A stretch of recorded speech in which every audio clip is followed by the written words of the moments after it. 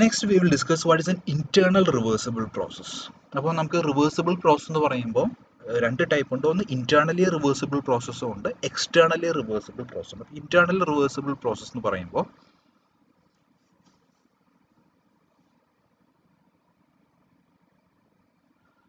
first one is a quasi equilibrium expansion and compression of a gas.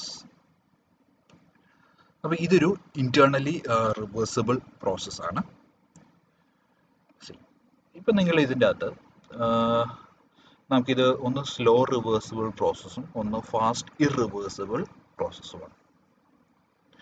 നിങ്ങളിത് expand ചെയ്യുമ്പോൾ ഇവിടെ right സൈഡിലുള്ള ഈ പിസ്റ്റൺ നിങ്ങൾ സർഫസ് നിങ്ങൾ മൂവ് ചെയ്യുമ്പോൾ ഇത് ഗ്രാജുവലി സ്ലോ ആയിട്ട് മൂവ് ചെയ്യുക. അത് അടുപ്പിക്കുകയാണ്. മൂവ് ചെയ്യുമ്പോൾ ഈ വാട്ടറിൽ ഒരു വേവ് ഫോർമേഷൻ ഒന്നുമില്ല, ഗ്രാജുവലി ഇത് കംപ്രസ് ചെയ്ത് വരുവാണ് ചെയ്യുന്നത്. പക്ഷേ ഇവിടെ ഫാസ്റ്റ് ഇറിവേഴ്സിബിൾ പ്രോസസ്സിൽ നടക്കുന്നത് നിങ്ങൾ ഫാസ്റ്റായിട്ട് മൂവ് ചെയ്ത് കഴിഞ്ഞാൽ, സൈഡിലോട്ട് മൂവ് ചെയ്താൽ നിങ്ങൾക്കൊരു വേവ് ഫോർമേഷൻ കാണാം. ഇതുപോലെ ഇത് കംപ്രസ് ചെയ്യുവാണെങ്കിൽ ഇതുപോലെ ഒരു ഫോർമേഷൻ നിങ്ങൾക്ക് കാണാം. അപ്പോൾ ഇതുപോലെ തന്നെയാണ് നിങ്ങളൊരു ഗ്യാസിനെ നിങ്ങളൊരു പിസ്റ്റൺ സിലിണ്ടർ അസംബ്ലിയിൽ കംപ്രസ് ചെയ്യുമ്പോൾ സംഭവിക്കുന്നത്. ഈ ക്വാസി ഇക്വിലിബ്രിയം എക്സ്പാൻഷൻ എന്ന് പറയുമ്പോൾ നിങ്ങൾ ഇതിനെ കംപ്രസ് ചെയ്യുമ്പോൾ വളരെ സ്ലോ ആയിട്ട് കംപ്രസ് ചെയ്ത് കഴിഞ്ഞാൽ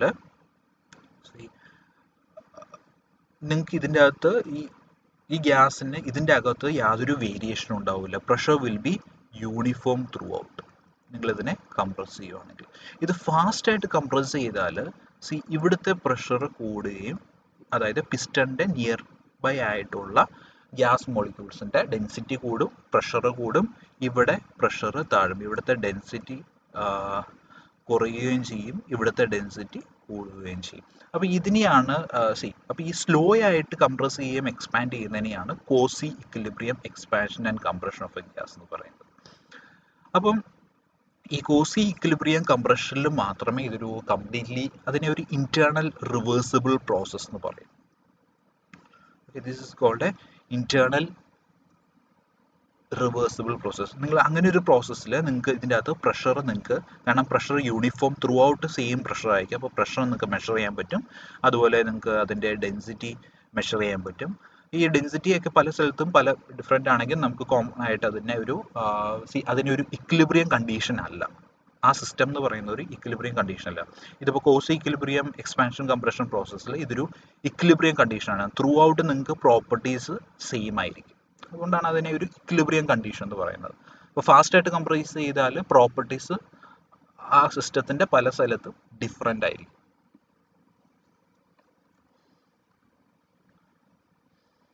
അപ്പം ഒരു റിവേഴ്സിബിൾ പ്രോസസ്സിൻ്റെ ഫസ്റ്റ് ക്രൈറ്റീരിയ എന്ന് പറയുന്നത് it should be a quasi equilibrium expansion. Quasi static പ്രോസസ്സാണത്. Should be a quasi static process. അതിനെയാണ് നമ്മൾ ഇന്റേണലി റിവേഴ്സിബിൾ പ്രോസസ്സ് എന്ന് പറയുന്നത്. അപ്പോൾ കോസി സ്റ്റാറ്റിക് ആയിട്ടല്ലാതെ ഫാസ്റ്റ് ആയിട്ടാണ് കംപ്രസ് ചെയ്യുന്നതെങ്കിൽ it is a irreversible process. അതൊരു ഇറിവേഴ്സിബിൾ പ്രോസസ്സാണ്. Second one, external reversible process. Okay, നമ്മൾ ഓൾറെഡി കണ്ടു ഫിനൈറ്റ് ആയിട്ടൊരു ഹീറ്റ് ട്രാൻസ്ഫർ നടക്കുമ്പോൾ, ടെമ്പറേച്ചർ ഡിഫറൻസിൽ ഹീറ്റ് ട്രാൻസ്ഫർ നടക്കുമ്പോൾ that is an irreversible process.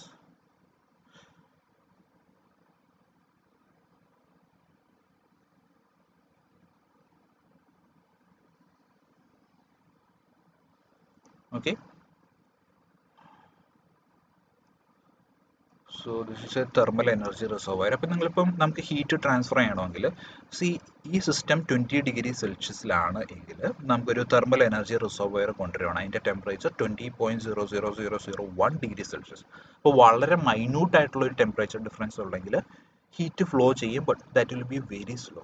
അപ്പോൾ ഇങ്ങനെ ഒരു പ്രോസസ്സാണ് എക്സ്റ്റേണലി റിവേഴ്സിബിൾ ആവുന്നത്. അപ്പം പക്ഷേ ഇവിടെ നമ്മൾ 25 ഡിഗ്രി സെൽഷ്യസ് ആയിട്ടുള്ള ഒരു റിസർവോയർ കൊണ്ടുവന്നു കഴിഞ്ഞാൽ ഹീറ്റ് ട്രാൻസ്ഫർ നടക്കും, ഒന്നും കൂടെ സ്പീഡിലാണ്.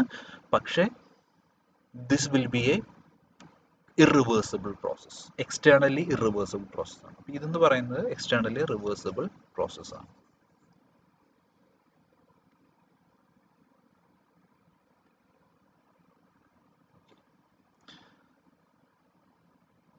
അപ്പം ടോട്ടലി റിവേഴ്സിബിൾ പ്രോസസ് എന്ന് പറയുന്നത് there should be no irreversibilities inside the system and there should be no irreversibilities outside the system.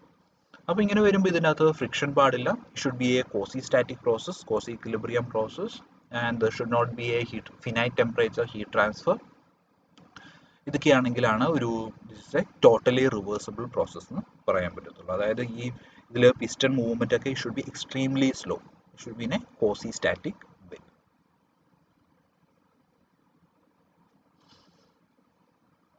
Okay, അപ്പം നമുക്ക് ഇതിൻ്റെ അകത്ത് ഇന്റേണലി റിവേഴ്സിബിൾ പ്രോസസ്സിനെയും ടോട്ടലി റിവേഴ്സിബിൾ പ്രോസസ്സും നമുക്ക് കൺസിഡർ ചെയ്യാം. അപ്പം നമുക്ക് ഇതിൻ്റെ അകത്ത് നമ്മൾ ഹീറ്റ് ചെയ്യുന്നത് ഇപ്പോൾ ഒരു ഐസ് ആണെങ്കിൽ ഇപ്പോൾ ഒരു ഫേസ് ചേഞ്ച് ആയിട്ടുള്ള ഒരു പ്രോസസ്സാണ് നടക്കുന്നതെങ്കിൽ, അതായത് ഇപ്പോൾ ഫേസ് ചേഞ്ച് പ്രോസസ്സിൽ നമുക്കറിയാം, അതായത് വാട്ടർ വേപ്പർ ആക്കുക അല്ലെങ്കിൽ വാട്ടർ മെൽറ്റ് ചെയ്യുമ്പോൾ ഇതിൻ്റെ ടെമ്പറേച്ചറിന് ചേഞ്ച് ഇല്ല. ഓക്കെ, അപ്പോൾ ഇത് ഇപ്പോൾ ഒരു ഫേസ് ചേഞ്ച് പ്രോസസ്സ് ആണെങ്കിൽ ഇത് നമ്മൾ ഹീറ്റ് നമ്മൾ കൊടുത്തു കഴിഞ്ഞാൽ അതിൻ്റെ ടെമ്പറേച്ചർ മാറില്ല. അപ്പോൾ നിങ്ങൾ ഇവിടെ തെർമൽ റിസർവോയർ 30 ഡിഗ്രി സെൽഷ്യസിലാണ് കൊടുക്കുന്നതെങ്കിൽ ഇതിൻ്റെ അകത്ത് ഈ പ്രോസസ്സ് എന്ന് പറയുന്നത് ഇന്റേണലി റിവേഴ്സിബിൾ ആണ്, പക്ഷേ എക്സ്റ്റേണലി റിവേഴ്സിബിൾ അല്ല. കാരണം ഒരു ഫിനൈറ്റ് ടെമ്പറേച്ചർ ഹീറ്റ് ട്രാൻസ്ഫർ ഇവിടെ നടക്കുന്നതുകൊണ്ട് ദിസ് ഈസ് എക്സ്റ്റേണലി ഇറിവേഴ്സിബിൾ ആണ്. പക്ഷെ നമ്മൾ ഇവിടെ നോക്കുവാണെങ്കിൽ തെർമൽ റിസർവോയർ എന്ന് പറയുന്നത് ഇതിനകത്ത് 20.0001 ഡിഗ്രി സെൽഷ്യസ് ആണ്. അപ്പോൾ ഇത് ഹീറ്റ് 20 ഡിഗ്രി സെൽഷ്യസിലേക്കുള്ള ഫേസ് ചേഞ്ച് സബ്സ്റ്റൻസിലേക്ക് നമ്മൾ ഹീറ്റ് കൊടുക്കുമ്പോൾ this will be totally reversible.